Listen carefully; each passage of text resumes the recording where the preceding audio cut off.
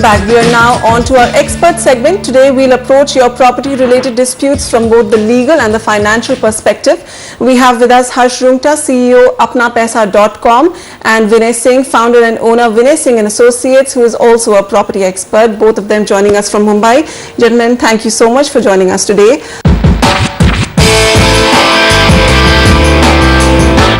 Our first question comes in from Deepak Shah. He wrote us this email. He wants to know, he says he booked a 2 BHK in Ahmedabad with the Shukan Group. He paid 40% of the total cost. The project is completed about 70%, 30% remains. The expected completion was November 2014. Now, his developer has gone into financial trouble. The developer is not paying the project loan installments to the bank. There have been many cheating cases against this builder who is in police custody. The bank has also filed a case in the Debt Recovery Tribunal. Ownership of unclaimed flats being given to the bank against the dues. This is one of the orders of the Debt Recovery Tribunal. And the bank has also called out for bids to complete the project by some external agencies. He wants to know, how does this development impact him? Vinay, let me begin with you. In such a complex case, delays are given. That's something he should be prepared about. But apart from that, what is his legal recourse? Can he do something about this? Well, it's very difficult to do anything at this stage because now the bank has already taken an action, so they would be now looking for some other person to take over the project. So yes, we should expect delays. This much is one good thing is that whoever steps into the shoes would, I feel, end up completing the project. But there would be delays, and this group has got a lot of cases pending against them. This is not the only project. There are at least 5 complaints against them separately, and they also have criminal cases registered against them for selling the same flat to multiple people. So given this background, I am not very sure whether how much this project will get impacted by especially the criminal case, but definitely it might turn a little complex if some of those units you find have been sold to multiple parties. All right. Yes, it will definitely take a little while. Does the agreement between the buyer and the seller, the builder-buyer agreement, does that document address this issue in any way? Is there any talk about an escrow account? Is that, you know, when the bank lends money, it creates an escrow account, and the builder is supposed to deposit whatever he collects into this escrow account, and for every flat that he sells, he needs to take an NOC from the bank, the lender. Now, unfortunately, a lot of builders do not do that, and they divert the money to other projects or to buy land somewhere. So this is one thing which is required, that a builder should be held accountable, that the money that he collects from sale of the flats should be utilized within that project first, maybe to complete the project and to repay the loans for that project, and only then should he be allowed to deploy those funds elsewhere. So you need a law which is strong and which is strict, and it is implemented strictly. For example, Dubai has this rule that you have to deposit this money with the government authorities, and you will be allowed to withdraw from that as and when you need it for the same project. Now, perhaps the same thing may not be workable in the Indian context, but at least there should be a law holding them responsible for this area. All right. Mr. Rungta, what Deepak has experienced, any other home buyer cannot anticipate or plan for such eventuality. How do you see this complexity, this issue? What can he do? So I think very clearly this case demonstrates all that is wrong with the real estate sector in India. Everything that can go wrong has gone wrong. Probably there are multiple sales of the same flat as well. And I think what Vinay just said, we have regulation on the anvil. In Maharashtra, for example, draft regulations have been put out under the law, the housing regulation law that has already been passed and been approved by the president as well. Draft regulations have come out that at least on paper will allow the buyers to get together, and if the regulator determines that the developer is not going to be able to complete the project, then the buyers will have an ability to complete the project. The escrow account that Vinay spoke about, now all that at least on paper exists in the Maharashtra law. Let's see how it is finalized. Eventually the draft regulations will need to be finalized. More importantly, like most laws in India, how it will be implemented. So I think as far as Deepak is concerned, this law is not going to help him. First, it's in Maharashtra. Second, it's not yet applicable. There is a central law that is in the works, that has been that is there with the Rajya Sabha but still not approved. Presumably, I think over the next few years we will see this vital sector being regulated, and as the regulation becomes a little more mature, some of these issues will be resolved. Till then, I am afraid it goes with the territory.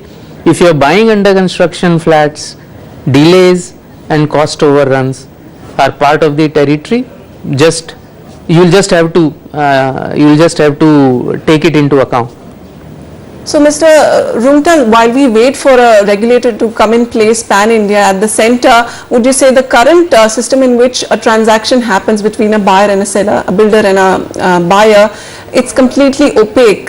Financial transparency is going to be one of the key challenges that the regulator has to take on.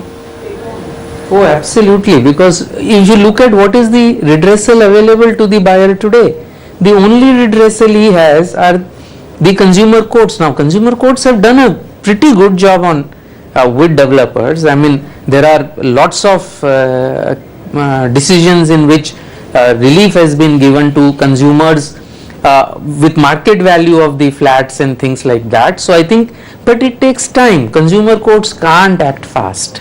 So I think the delay, which is part of our judicial system, very clearly has a role, is not able to overcome those delays even in a fast track process like the consumer courts. So clearly we need regulators with even faster grievance redressal mechanisms. More importantly, a regulatory architecture in terms of all permissions being in place, they being registered, you can't sell the money going into escrow. Now that's a regulatory architecture that needs to be put in place. It's coming slowly. I think it needs political will both at the center but more importantly at the state to make sure that this is implemented. Right, okay. We have another question coming in from Dharmendra Bijrania. Dharmendra writes, he purchased a flat in Greater Noida in Amrapali Castle in 2010. He took a loan from HDFC Bank in a joint account with his wife. The bank had approved a loan of 14,94,000 and till now has disbursed about 5,92,000 till 2013. The builder has sent out a demand letter now for the remainder of the payments. The bank is now refusing to disburse the remaining amount. Why? The bank states that they will not service Sahara employees anymore. He's an employee with Sahara's media group. The builder has now sent a possession letter, but he says he is unable to pay. Refusal to get a loan from another bank because 2 checks bounced. He does not know where to go. He's living on rent and he has a property to pay EMIs for. Mr. Rungta, his credit worthiness as an individual still remains no matter which company he works for. So this discretionary approach of banks, of lenders, how justified is that? Let me start off by the banker's side, not necessarily something that I argue for, but the banker side is this, that if you are working with an employer whose prospects are as uncertain as this gentleman's employers are, then probably your salary may not come on time, and that means that your ability to repay the loan is going to be affected. And it is primarily to deal with issues like this that every loan agreement has what is called a recall clause, that if the bank feels that your credit is affected due to probably the type of employer, probably for any other reason, they have a right to say that please pay off our loan immediately, the full amount. That's called a right to recall. Clearly, that's not what the lender has done in this particular case, because moment they recall, and obviously most customers won't be able to pay it lump sum, the bank or the lender will have to classify it as a non-performing assets in its books. It wants to avoid that, but because it finds that the credit is impaired, they are nudging him. They would not have given this to him in writing. So the first thing that he must ensure is that he gets this refusal to disburse in writing, because that will enable him to open his options. I would say 2 things that he can do, practical things. The biggest weapon is social media. Please use social media, mount pressure at the highest echelon through of the lender, through Twitter, through Facebook. Get your friends, known people to help you with that. That might at least solve your problem. It will not solve the systemic problem, but it might solve this customer's problem. Your legal systems, the other practical approach is, there will be lots of lenders, especially in his case that the group that he works for itself as a housing finance company. Why doesn't take a housing loan from at least that company? They should logically be willing to give that loan, and therefore he can shift it and get his house, because this is a possession letter that the builder has given him. Even if the existing companies, housing finance company is not giving, there will be other local lenders. Right. They may charge a little more interest, but right now I think his need is to get that loan and get possession of the house. So that's the practical aspect. Legal aspect, I think what is being done is clearly morally wrong. I don't think it is justified. From Vinay Singh, who's also on the show with us. Vinay, so the larger troubles that Sahara as a group is facing, is that a strong ground for the lender to refuse EMIs, loan payments to the borrower? Whatever issues the employer is facing, the person who's taken a loan, should he be the victim of such a larger big picture development? It's a one-sided fight. Is there anything in the law, anything in any of the property documents he's filed with the developer or with the lender? Is there any recourse for him under which he can seek relief? See, as Rungtaji pointed out, first of all, the banker would never have given him this thing in writing. And we see it all across the spectrum that, every bank has a negative list of areas, and if you happen to be residing in one of those areas, you will most likely find that your loan proposal or even a proposal for a credit card is being rejected just because you are residing in an area which is known or is notorious for a lot of defaults or a lot of scams, so on and so forth. So this is one problem. Second thing banks always do is, if you will find that there's a downturn, say in the IT sector, suddenly there's a downturn, people are being retrenched. So suddenly every bank wants to cut its exposure to employees in this sector. So they will stop giving them loans, or they will stop issuing credit cards to these people because there's a risk of default.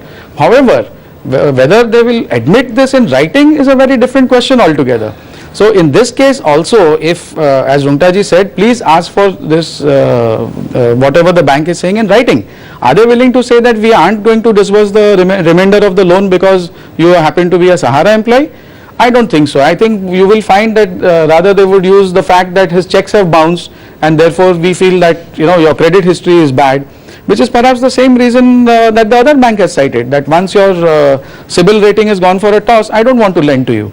So this is the practical problem that one would face, that the reason would be X, but nobody is going to put that down in writing. So yes, you can mount pressure through social media. If you can get something in writing from them, then you have a very good case and you can approach anybody, including the consumer forum or even the banking ombudsman, that this practice that they are doing is incorrect. Okay. So that remains to be seen now what kind of commitment he is able to get out from the bank. Okay, so Dharmendra, that's what you could probably consider. Get this in writing. If they're claiming that you're a Sahara employee and you can't get further service by the bank, get this in writing, and that could be a case for you to fight this further. Gentlemen, thank you so much for joining me today for such eye-opening insights into what goes on into buying and selling a property.